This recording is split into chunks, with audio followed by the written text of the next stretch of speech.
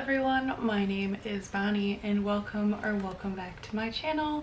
Today we are going to be doing another Owlcrate unboxing.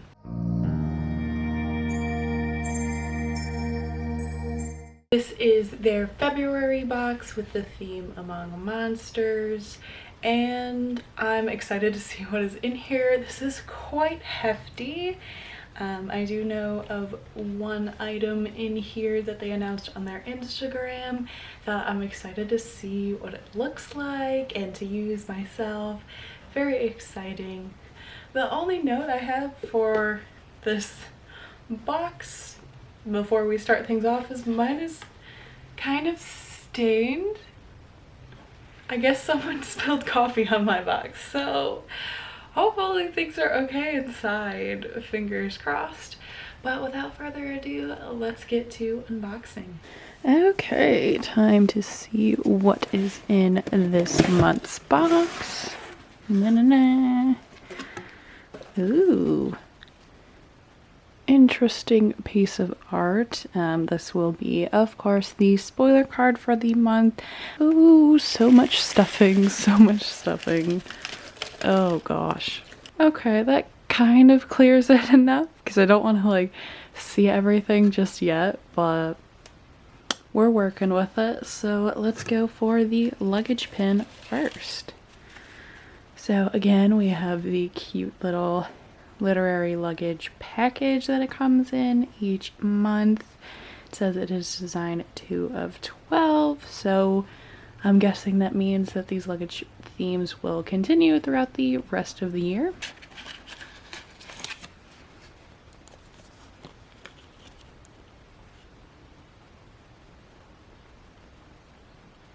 It says explore Capeswater, so this must be a Maggie Steifvater Raven Cycle inspired one. I will say I'm not that impressed, like literally just like that little tag there that my camera is trying so hard to focus on is the only thing that really tells me it's Raven Cycle Capeswater. But I mean, fandom or otherwise, I guess it's pretty nice. Check this out. What am I looking at? Official licensed Lakesedge cable keepers.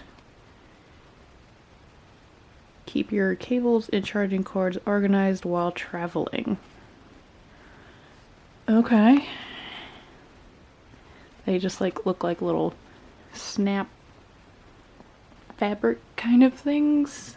I don't know if I'll use these. I personally don't feel like I need this. Like I feel like a lot of cords these days already have fabrics attached to them or velcros attached to them to make this work. So I don't really know what I'm gonna do with this yet. It's like we just got a plain Owlcrate pouch. Ooh. Oh, a keychain. That's backwards. Let's see. We are the darkest acts made light. A city and music notes. Definitely will have to look at the spoiler card for what this is, because I'm not too certain.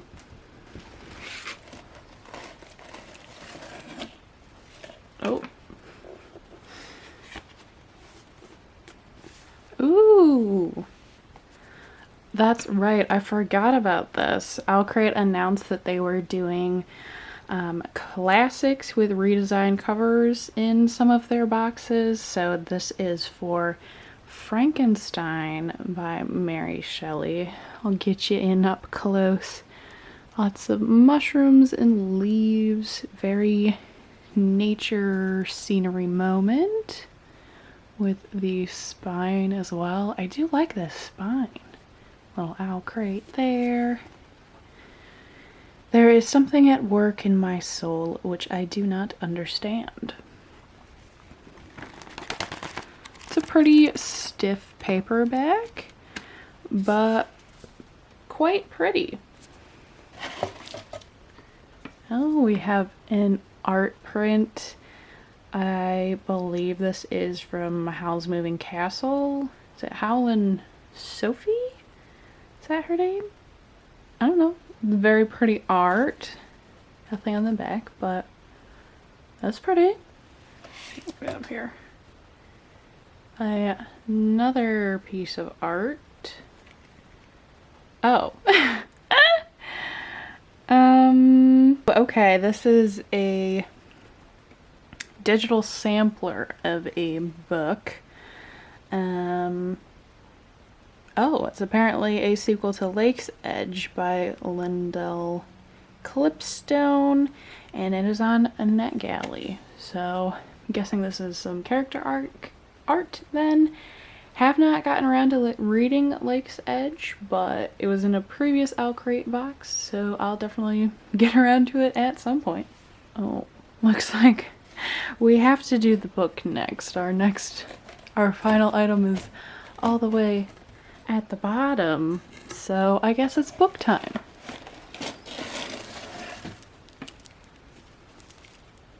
Only a Monster by Vanessa. Let's get it out of the package.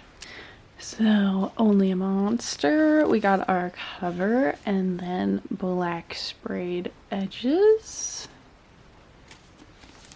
The back, which has a cool little upside down city or house. Looks pretty cool. Let's see. That's pretty cool. And then the spine. So like, this looks pretty cool on its own. It's a blank back, but okay. And then the under the dust jacket art looks pretty nice. Let's see if I can get closer for you with the light glare going on. So we got two ladies, a blonde guy, and then a broody guy over here as well. So I like the colors going on here. Very interesting. Okay, I have brought the box back out because we have one more item in here, which they announced like the existence of this on their Instagram, but don't know what it'll look like. Ooh. So these are bookends. It says that love of maidens for monsters that does not fade with time. What? Strange phrase. I'm not sure where that comes from. Let's see if the other one is the same. Yes, it is the same. I will have to look at the spoiler card for what this is coming from, but I feel like it's kind of hard to read the text over this image. I think it's a little easier on camera than in person, but I'm not in love. And then the final thing in the box is next month's theme. For March is Artistic Obsession.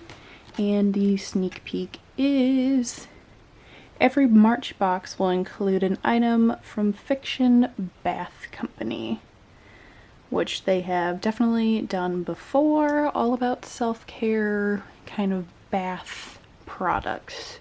So nice. Okay, unboxing now done, and I do have a few things to wrap up with some fandoms I wasn't sure on. And I will also share the synopsis of the book as well. So first item I want to clarify is the keychain that we got. And I'm foolish and did not read the back of this, that it is Monsters of Verity enamel keychain, which makes sense. I literally like thought about it, but I was scared to say it if I was wrong.